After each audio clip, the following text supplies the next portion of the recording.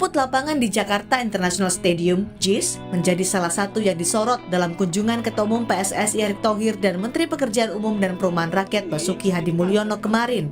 Dari hasil inspeksi, pemerintah memutuskan akan mengganti rumput JIS. Usul mengganti rumput datang dari pakar agronomi stadion Kamal Mustaqim yang ikut menginspeksi JIS. Menurutnya, rumput di JIS bermasalah cepat rusak karena akarnya tak mendapatkan air dan kekurangan sinar matahari. Ini karpet, Pak. Jadi kalau di GBK itu kan rumput natural dulu, Pak, baru di stitching, dijahit. Kalau ini lain, ini karpet, dikasih pasir, ditanam rumput.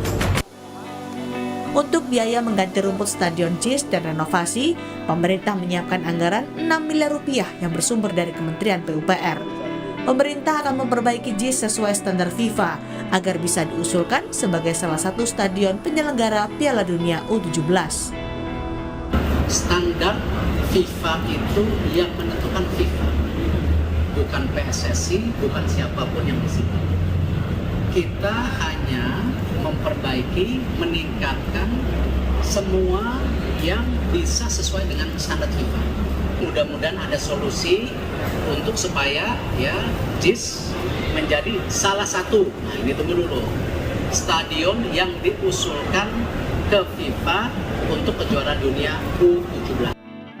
Selain rumput dan akses masuk, lahan parkir kendaraan di JIS pun jadi perhatian untuk diperbaiki agar sesuai standar FIFA. Ditargetkan, rencana perbaikan infrastruktur JIS akan rampung dalam waktu 3 bulan. Tim Liputan, Kompas TV.